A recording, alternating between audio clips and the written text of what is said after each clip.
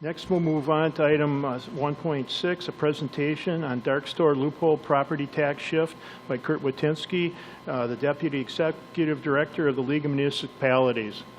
Curt, please come forward.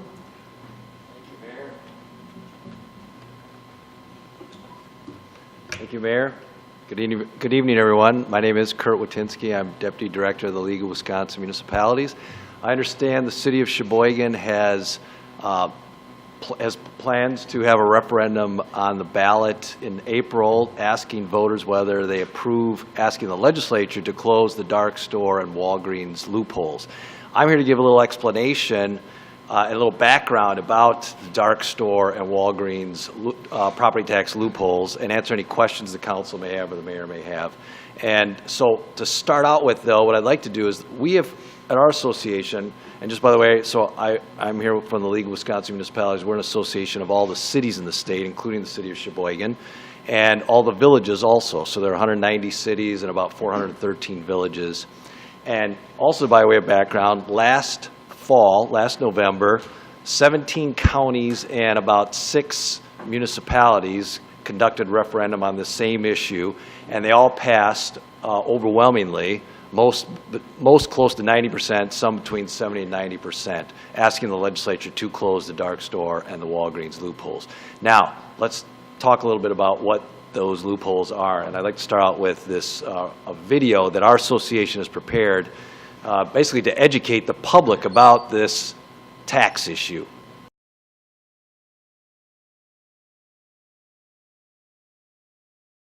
If there are big box or other chain retailers in your community, your property taxes may be going up. That's because certain commercial properties have been able to obtain special tax reductions. Perhaps you've heard of these tax breaks. They're known as the Dark Store and Walgreens loopholes. Unless the state legislature closes these loopholes, other property owners, including homeowners, will pay an average of 8% more in property taxes. Even more in some communities. Communities like the town of Grand Chute, Ashwaubenon, Sheboygan, West Bend, Franklin, Pleasant Prairie, Sun Prairie, La Crosse, and Rice Lake. You see, the total amount of property taxes a local government may collect is strictly limited by state law. The size of the property tax pie stays pretty much the same from one year to the next. What can and does change is how the pie gets divided. When one kind of property, like big box stores, pays less, other kinds, like residential and mom-and-pop businesses, pay more. Let's take a closer look at the Dark Store loophole. Attorneys for big box chains claim that a brand new store in a busy area has the same value for tax purposes as a vacant, boarded-up, dark property located in an unpopular location. Here's an actual example. A Lowe's store in Wauwatosa is assessed for taxes at $13.6 million. Lowe's claims it's only worth $7.1 million. Yet Lowe's spent in excess of $16 million to acquire the land and build the structure. Lowe's argues that even the land was devalued from $9 million to $3 million once the big box store was constructed. And Lowe's insists its store can only be compared to vacant dark stores for property tax purposes. Ironically, as big box stores fight for a smaller share of property taxes, they use more municipal services. Big box stores demand more police, fire, and ambulance service than other commercial properties, and way more than residential properties. Every day, municipal police, fire, and ambulance respond to calls from big box stores. Meanwhile, the cost of paying for these services gets shifted to homeowners, the class of property using these services the least. The other loophole is called Walgreens after a 2008 Wisconsin Supreme Court decision. That ruling allows national pharmacies and other businesses who lease their store to claim the value of their properties, for tax purposes, is less than half of the actual sale price. Here's another real example. Walgreens challenged the city of Oshkosh's assessment of its store. The Court of Appeals, relying on the 2008 decision, decided that the value of the Walgreens property was $2.2 million, much less than the $4.3 million actual 2009 sale price of the property. Other taxpayers, mainly homeowners, now have to cover Walgreens' former share of the taxes. Plus, Oshkosh taxpayers had to pay the corporation a tax refund of $69,500. Nearly 300 pharmacies in Wisconsin can take advantage of this loophole, including stores in Ashland, Onalaska, Dodgeville, Beaver Dam, Weston, Appleton, and Sturgeon Bay, and in your neighborhood. Other commercial and manufacturing businesses that lease their space are also beginning to use this same loophole. Only the Wisconsin State Legislature can stop this unfair tax shift. Tell your state legislators to restore fairness and common sense to the property tax system by closing the Dark Store and Walgreens loopholes. Call your state legislator through the legislative hotline at 1-800-362-9472 or visit darkstoreloopholes.org. All right, that's a fairly good 30,000-foot explanation of a fairly complex topic. What we're talking about is how do assessors for cities, villages, and towns, because they're the ones who are responsible, determine the fair market value of certain commercial properties. And we have some fundamental differences of opinion between property owners like big box stores and their tax attorneys and municipal assessors around the state and municipalities. And that fundamental difference of opinion is over the tax strategy that are being employed by these property owners, commercial property owners for the most part, is resulting in tax shift over to other property tax payers. So just let me give you a perfect example everyone can understand. If you and your neighbor are sharing the cost, and I'm gonna bring this down really fundamental level. We're not even going to talk about property taxes. We're just going to talk about other things. If you and your neighbor are sharing the cost of a pizza, and you say, I will pick up 2/3 of that cost. I'll pay for this tonight. Say it's a $20 pizza, I'll pay $15. And your neighbor initially says, okay, but then looks at his wallet and says, you know what, I only have $3, so I can't contribute the full $5. So what happens? It's still $20 pizza, and it still has to be paid for, so you have to pick up. And so more of the cost shifts over to you. That's what's happening with as a result of these tax strategies that big box stores and medium box stores like Walgreens and CVS that use two different tax strategies that I'll explain in a little more detail.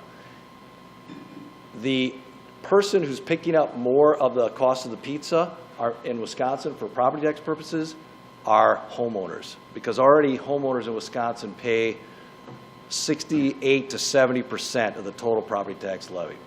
So the rest of the property taxes, 30%, are paid by agriculture, manufacturing, and commercial.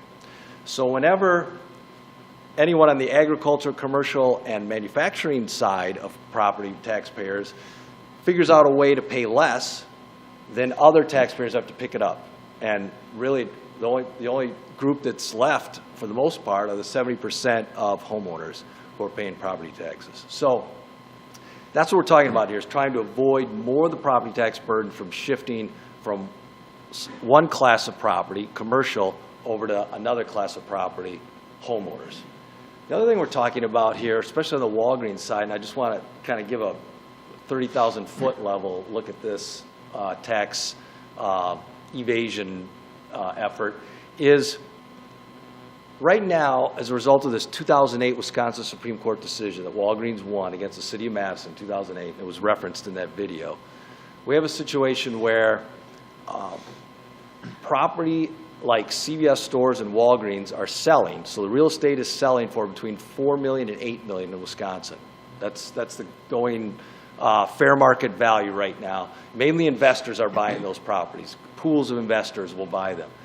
But they have to be assessed as a result of that Wisconsin Supreme Court decision in 2008 at roughly half of that amount. So they're assessed at between 2.1 and 3 million, and they're selling on the market for between 4 million and 8 million. So if your home, maybe your home is assessed at 250 to 300 million, and you think you could sell it. I'm sorry, I'm used to Madison prices. Sorry. your home, not million, 250 to 300,000, and your neighbor sells for 300,000, and you just bought your home for 305,000, but you argue to your assessor, well, it really should be half of that. My assessed value for property tax purposes should be more like 150,000. You'd be laughed out the door. But that's exactly what's happening as a result of that 2008 decision for commercial leased properties, that's how Walgreens and CVS own 80% of those properties are leased. They're not owned. And they're relying on an argument that their lease, the amount that they actually pay to the owner, is above market and shouldn't be calculated or considered as part of the determination that an assessor takes in, the information an assessor takes in to determine the value of the property. So would you mind showing that? So here's some examples from around the state of Walgreens and CVS assessed versus sale values, and you can see the sale values range from 4.2 million to 8.7 million, but the assessed values are 2.4. Well, really just hover around 2.4 to 3.4 million.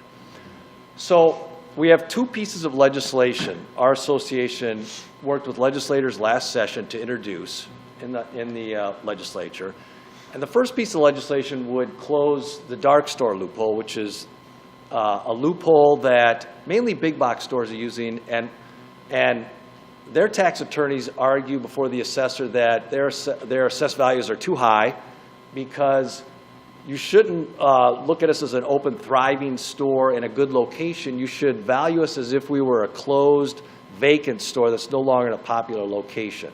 And that argument is winning in other states around the country. It is not, the Court of Appeals and the Supreme Court have not totally bought in Wisconsin, and we want to make sure that that doesn't happen. So we've introduced legislation to just make it crystal clear to courts and to the assessor and to property owners that it's not appropriate to use dark or vacant stores and the sale prices of those stores to determine the fair market value of a thriving open store.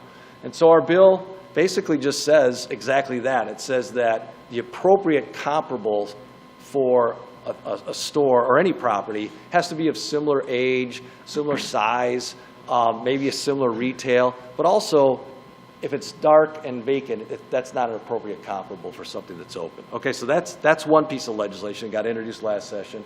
Our other piece of legislation would reverse this 2008 Walgreens decision by basically telling assessors that it's appropriate, it's okay to look at the actual rent that a commercial leased property is paying, and also it's okay to use recent sale prices of that property when trying to determine the value of that property for property tax purposes, that you don't throw out that information and pretend it doesn't exist. So those are our two bills. Last session they were introduced, as I said. We had overwhelming support among legislators, including legislators from the Sheboygan area, like Senator LeMahieu and Representative Katzma. So we had 84 co-sponsors on our dark store bill, and there's only 132 legislators in the state legislature in both houses. And then we had 62 legislators sign on to our Walgreens reversal bill. So you're probably wondering, well, why didn't those bills pass if they had overwhelming support? Well, that's a good question, because they also had very strong opposition. And the opposition, as you might imagine, are businesses who are currently taking advantage of the kind of current state of the law and naturally do not want to see those loopholes or those tax strategies closed. So we were not able to get over that opposition, and leadership in both houses were not convinced that it was necessary to schedule these bills for vote. So we did not get a vote in either the Senate or the Assembly. It came out of a Senate committee unanimously. And I also want to emphasize that these were bills that were supported had huge bipartisan support. So we had strong Republican authors and Republican supporters, as well as many Democrats on the bill. It's probably one of the only policy issues in the state capitol in the last year and probably this year that cross over partisan lines, and that we have support from both Republican and Democrats on a significant substantive policy issue. So this session, flash forward to this session, what's the status? So the same authors that we had last session are with us and are introducing a bill, and they're actually going to circulate their bill for co-sponsors, asking other legislators to sign on to that bill in the next week or so. And instead of 2 bills this session, we've decided to go with 1 bill and address both issues in 1 bill. It's less confusing, and we just think it makes more sense. And so we anticipate we'll have similar strong bipartisan support, but you never know. And so referendum questions on the ballot where citizens can communicate to their legislators by voting yes on whether they want the legislature to address these issues by passing legislation are critical and lend support and political pressure on addressing this issue. Also, another thing that's changed from last session is that Governor Evers, new governor, has publicly told us and also said it in a number of other forums that he will include in his budget both these bills, the language out of both of these bills in his budget, which he's going to introduce next week on February 28th.